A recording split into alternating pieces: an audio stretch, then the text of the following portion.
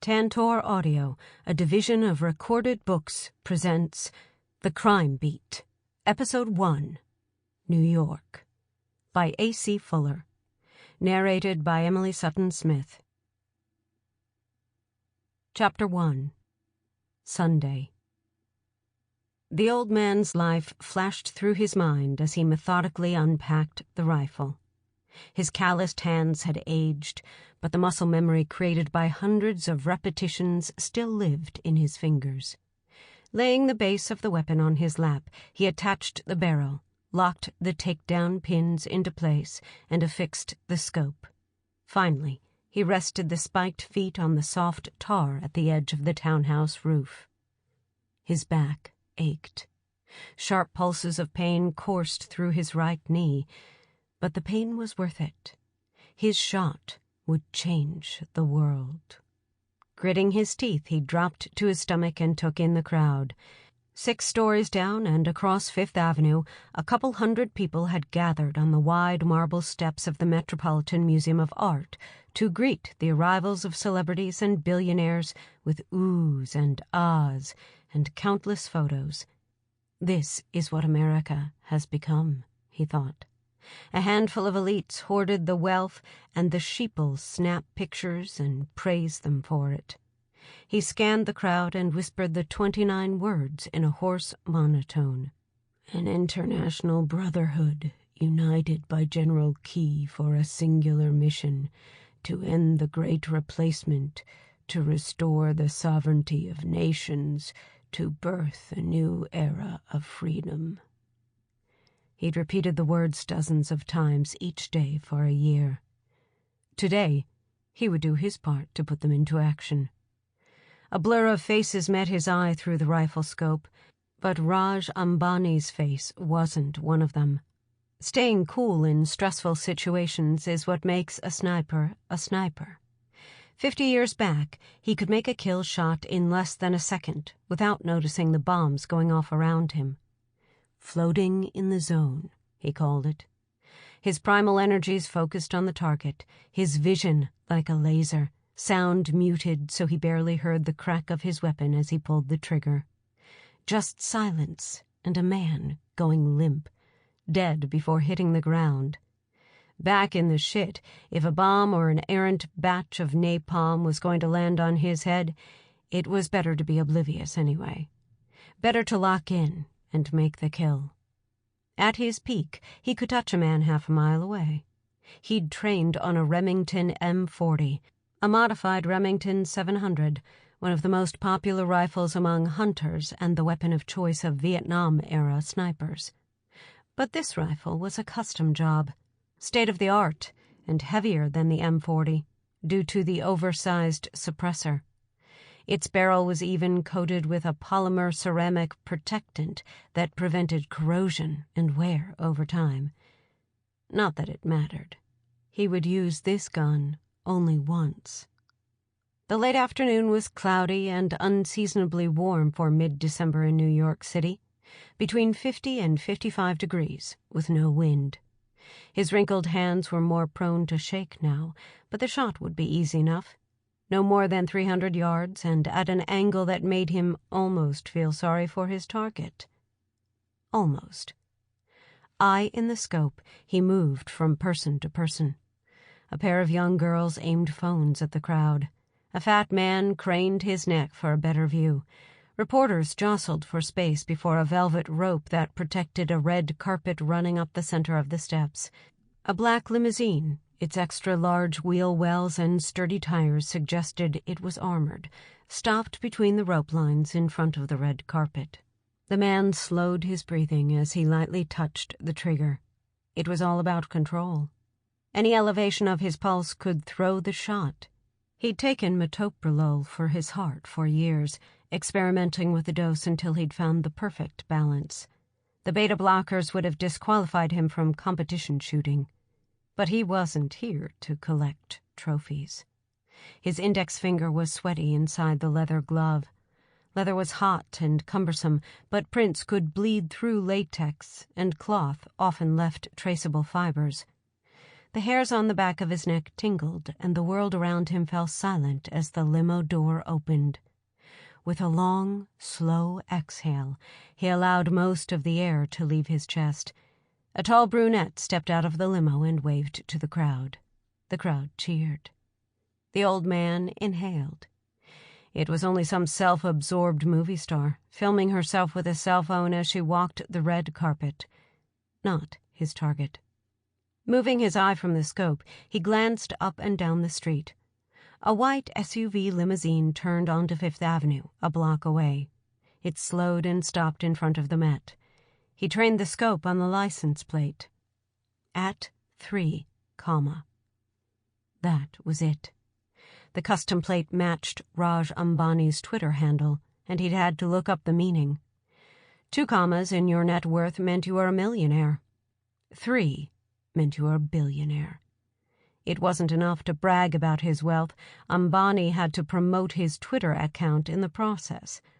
He exhaled, letting his chest sink into the roof, waiting for the rear door to open. Everything dropped away except for his eye in the scope and his finger on the trigger. All sound around him faded. The rear door didn't open.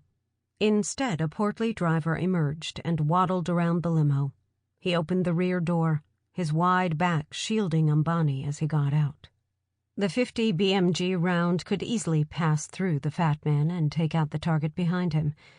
But that wasn't part of the plan. Too risky. He could wait.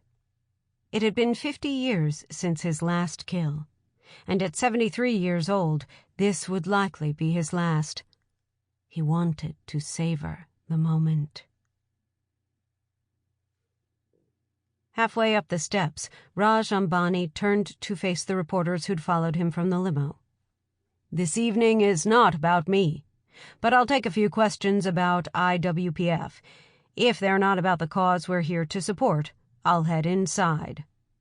A young woman shoved an iPhone in his face, its screen displaying the wavy red lines of a recording app. "The deal with XREV International, is that going through?" Ambani stuck his hands in the pockets of his tuxedo pants.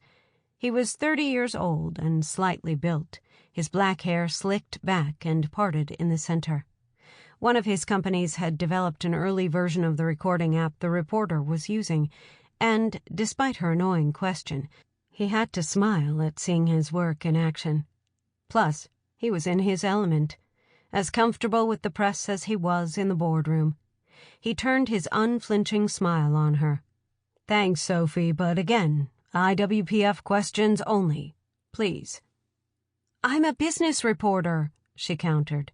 "I have to ask about the merger." He'd done enough interviews to know he could ignore questions he didn't want to answer. "The IWPF is an organization I'm proud to support. We've teamed with donors from the financial and tech sectors to establish an international legal team dedicated to protecting the wildlife of all nations and of our precious oceans. The $50 million fund will allow IWPF to blaze a trail in international law, creating protection for animals in an increasingly global society.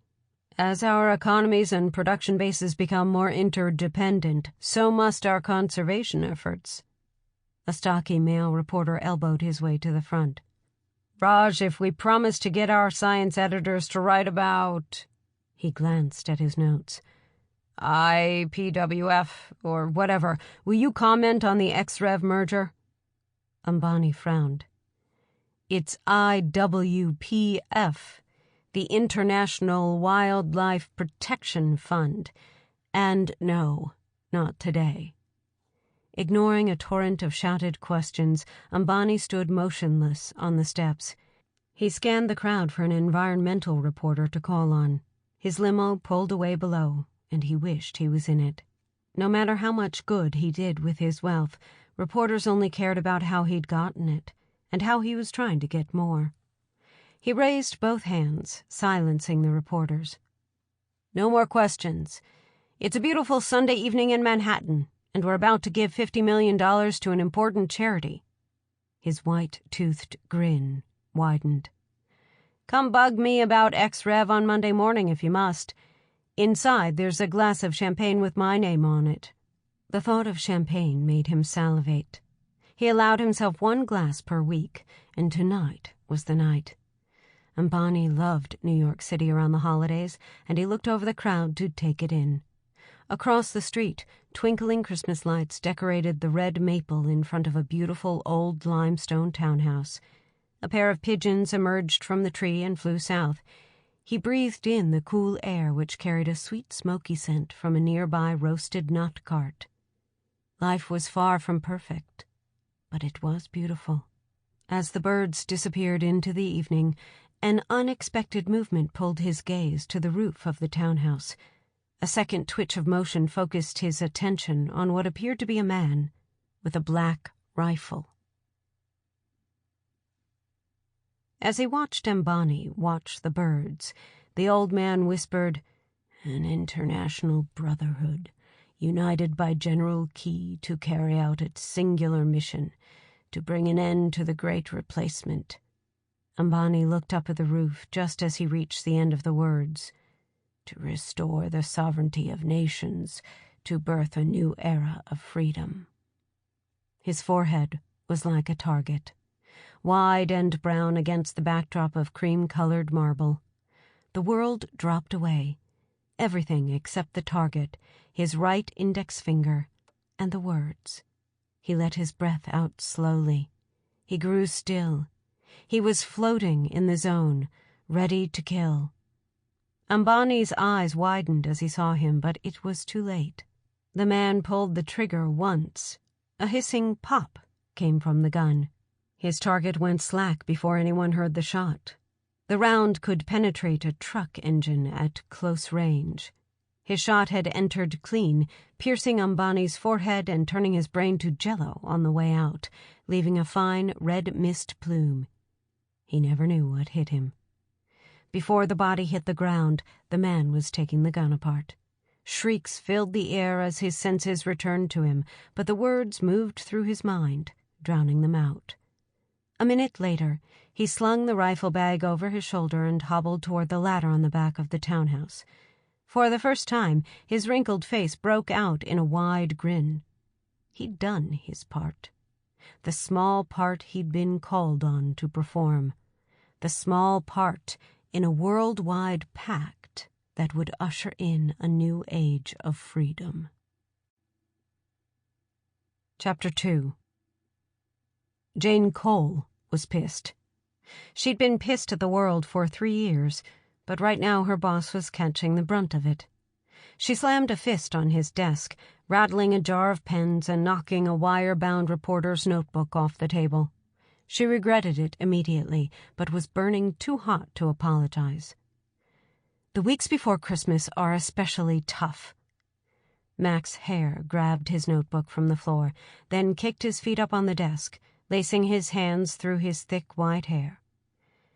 "No problem. I get that you're passionate about this issue. We're on the same side here."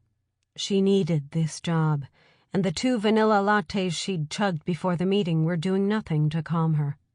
From anger, she had only one place to go. With the flick of an internal switch, she sighed, and her anger morphed into numbness.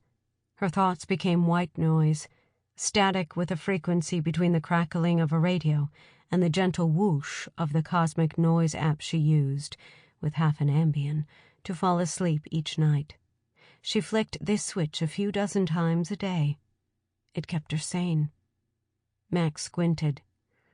"Jane, are you okay? The story was good, but I'm catching hell for it. I know you're passionate about this, but—" She shot out of her chair. "You're not?" The static was gone. The numbness disappeared. The anger was back. Hare held up his hands. "I've greenlit more stories on police brutality than any editor in the city, but I'm more passionate about accuracy." "My story was accurate. Every word of it. Robert Warren smashed a suspect's face into the metal grate of his cruiser. That is fact." She shook her head and flopped into the chair. "Didn't you tell me when I started here that every negative story I wrote about the department would get pushed back?" Hare stroked his bushy white beard, nodding. I'm getting more than the usual pushback. Warren called twice today, 3 times yesterday. His name was on the list for detective. He can kiss that goodbye." "Good," Jane snapped. "Brutal cops shouldn't get promotions." Hare shook his head. "No, they shouldn't." Going emotionally numb gave her power. The static darkness erased the pain but left her perceptive, allowed her to see others clearly. His terse answer made her wonder whether he truly agreed with her. She could read most people within 3 minutes, but she'd never been able to read her boss. He didn't look at the floor when he spoke. He never raised his voice when he lied. He had no discernible tell. His affable smile and white hair and beard reminded her of a kindly old wizard from the movies. It was a face that allowed everyone to believe he was on their side. In truth, the only side he was ever on was that of the New York Sun, the newspaper he'd run for the last 10 years. Since she couldn't read him, she kept pressing. "Max, he smashed a dude's face after arresting him. What more do we need to know?" "All I'm asking is that you flip over some rocks to see what crawls out. I'm sure you got the facts right, but sometimes the facts are different than the truth. Got it?" Cole relented. "Just because Warren calls 3 times a day doesn't mean he's innocent." "Not only Warren. I've gotten calls from 2 others I trust. They say Warren is one of the good guys." She waved a hand at him. "Cops protect their own, always have, especially against journalists." Hare sighed. "You know, I am still your boss, Jane." "For now." She stopped halfway to the door of his office. "I remember when I could actually hear and smell the person I was reporting on. Now?" She waved her phone at him. "I'm a damn stenographer. I copy Twitter statements and hope someone calls me back. We break one story based on actual sources, and the entire department comes after us. Makes a woman wonder whether there's any room to be a real reporter. I just don't think there's a point anymore." Hare looked concerned. "A point to what?" Through the windows of Hare's office, Cole gestured at the expansive newsroom, where a few dozen reporters, interns, and tech people typed at laptops, scrolled on phones, or talked quietly. "This. Any of it. Anything." "I worry when you say things like that." He shook his head. "That and things like the little 'for now' comment you snuck in a moment ago. You survived 4 rounds of layoffs because you're brilliant and you write well. You're the only woman leading a crime beat at a major New York City paper. I know the last few years have been—" She frowned at him, and he smiled sadly. "Difficult isn't strong enough. I know it's been devastating. I mean, I can't know what you've had to go through, but you made it. You're still here." "Nice pep talk, Coach. I need to get back to my desk. My spidey sense tells me a police spokesman might be sending a tweet." She stopped in the doorway and swiveled to face him, but his eyes were on his laptop. "I'm gonna need to be ready to transcribe it right away, sir." "Wait," he called without looking up, his voice urgent. "Something at the Met. A shooting." "Who?" "It's Twitter, so I'm not sure it's true. They're saying— oh, dear God. They're saying Raj Ambani was killed at a charity event at the Met." Hare stood abruptly and waved for her to get out. Cole met his eyes. "I'm sorry for all the— You're right. I'm still here. Christmas is just hard for me, okay?" "Go, and call me the second you have something." Chapter 3. The Metropolitan Museum of Art spans 4 city blocks on the east side of New York's Central Park, bordering 2 police precincts, the Upper East Side's 19th and the Special Central Park Precinct. The famous museum is one of the crown jewels of Manhattan's Fifth Avenue. Cole guessed that officers from the 19th would respond first. After evacuating the Met and securing the crime scene, they'd closed the 79th Street Transverse, the road through Central Park that connects the east and west sides of Manhattan. So when she'd told the Uber driver to go farther north and cross the park at 84th, she was betting that the more northern crossing would still be open. She'd bet right. As she slid out of the car, 2 officers were setting up a barricade to block off the road. "Turn around," one of them shouted at the driver, waving his arms. "No more cars through here." The driver pulled a U-turn as Cole approached the cop. An acne-scarred 20-something, Cole figured she could work. Most of the young ones weren't yet jaded against reporters, not having had time to develop the every one of them is an asshole until proven otherwise mindset so common to veteran cops. "The 79th Street crossing was closed, too. What's going on?" "Police business, ma'am." The other officer was older, and, Cole assumed, a little wiser. He pulled another barricade off the police truck. "Move along, lady." She didn't recognize either of them. Grunts from the 19th, most likely. But they might have information. Her competitors, mostly cute 20-somethings with huge social media followings, would blow right past these two and not think twice. But low-level cops were often willing to talk. On the ride from the office, Cole had learned everything she could about the shooting, which wasn't much. A handful of blurry pictures had appeared on Twitter, along with rumors about Ambani's murder, but nothing credible. So far, the police had released no official statements. No video of the shooting or its immediate aftermath had emerged, a surprise, since multiple TV crews had been covering the event, and every person in Manhattan carried a digital video camera in their pocket. She made eye contact with the acne-scarred cop who'd returned to the barricades. Large blue sawhorses connected by blue 2x4s and stenciled in white lettering that read NYPD. "I'm Jane Cole from the New York Sun. Mind if I ask you a couple questions?" He stepped toward her aggressively, his face turning cold. "Cole, huh? You wrote the hit job on Warren." She stepped back. "I reported a brutal attack against a suspect who had already been apprehended, yes." His smile wasn't friendly.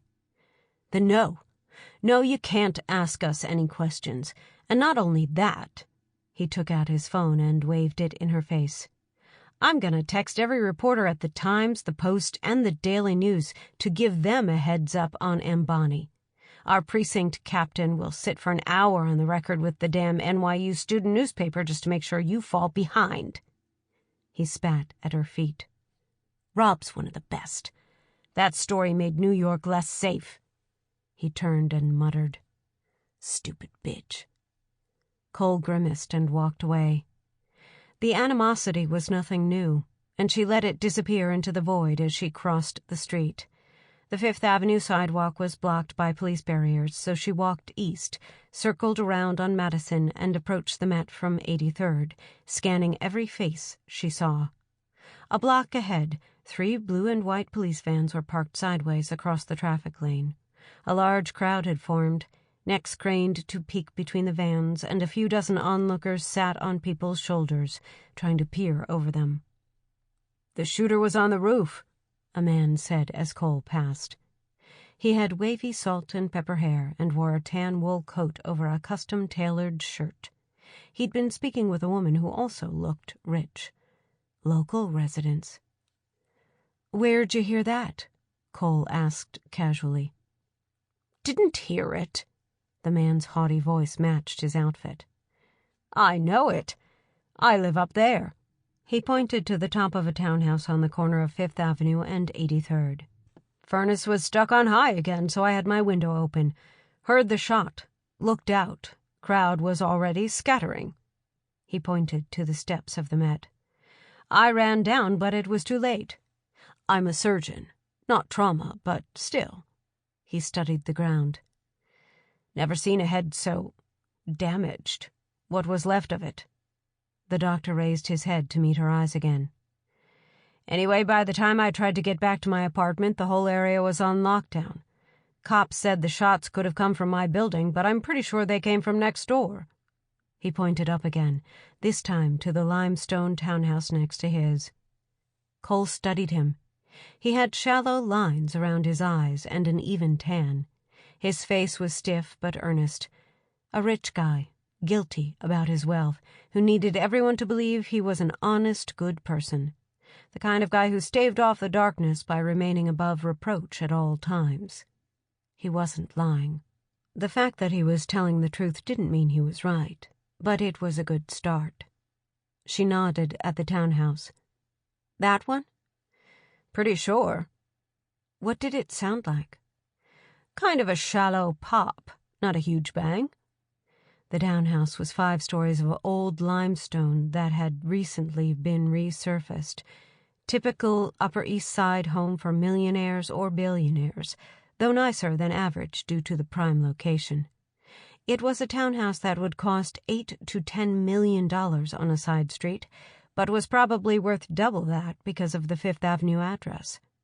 She reached into her small hip purse, which her colleagues derisively called a fanny pack, and retrieved a business card. She held it out confidently. Jane Cole, New York Sun. Okay if I follow up with you about this? The man frowned, a common response when people learned she was a reporter, but he took the card and pulled out one of his own. Dr. Martin Horowitz? She asked, reading it. The heart guy? I'm a heart guy. The woman next to him tugged at his sleeve playfully. You know what she means, dear. You're the heart guy, on the East Coast at least. Cole stowed the card in the pocket of her black slacks. Didn't you do the mayor's triple bypass? The doctor smiled proudly. I did. The woman next to the surgeon beamed. He does all the important people because he's the best. The woman tilted her head and leaned in toward Cole. But he works on poor people, too. Pro bono. Her lips curled slightly at the mention of poor people. Cole crossed her arms. The work may have been pro bono, but it was all about projecting an image of compassion. Again, the need to be seen as good. I'm Mrs. Horowitz, by the way. Pleased to meet you. Martin and I are big fans of... Thank you. She deflected the handshake and cut her off. I'll follow up on that info. An officer she vaguely recognized was making his way from the steps of the Met back to the police van barricade. She'd met him at Shooter's, but his name escaped her. Kenny? Or maybe Remy? Too bad she'd been 3 shots into a bottle of tequila when she'd met him. Chapter 4. She jogged up to him as he passed between 2 police vans. Reggie? She called, making her best guess. He turned, one eyebrow raised, but didn't say anything. Jane Cole from Shooter's. Remember me? The other night? He waved off another officer and gestured for Cole to follow him around the side of the van. It's Benny. And yes, I remember. Patron neat, right? That's right. I shouldn't be talking with you. You look good in your uniform. She wasn't lying. He was about 10 years younger than her, with a clean-shaven baby face that belonged on a boy band poster. Thanks. But you were at Shooter's with Danny, right? She flashed him a warm smile. It's casual between Danny and me. She wasn't proud of using flirtation as a reporting technique, but most men were stupid enough to fall for it. And when she was after a story, she didn't leave anything off the table. Benny narrowed his eyes, then smiled back. Come on, you're just working me for a story. About me and Danny? Ask him yourself. She kept her smile as bright as a headlight high beam for another second before letting it fade. But you're right, I am working you for a story. I don't need you, though. I already know where the shot came from. She pointed at the roof of the townhouse. Are you reviewing the building's security cameras? Surrounding buildings, too. Benny stepped away. But I really shouldn't be talking to you about it. I've been around crime scenes, Benny. I'm not asking for state secrets here. Of course you're checking video. She pulled out her phone and pretended to read from the screen. Twitter says the shooting was racially motivated. She looked back at Benny, but kept the look on her face open, as though it was an innocent question and not a technique to pry a crumb of information from the guarded officer. Any comment? Benny reached for the phone, but Cole pulled it away. She didn't like lying. She wasn't very good at it, but sometimes that's what it took to get people talking. He sighed. Who the hell would... Sample complete. Ready to continue?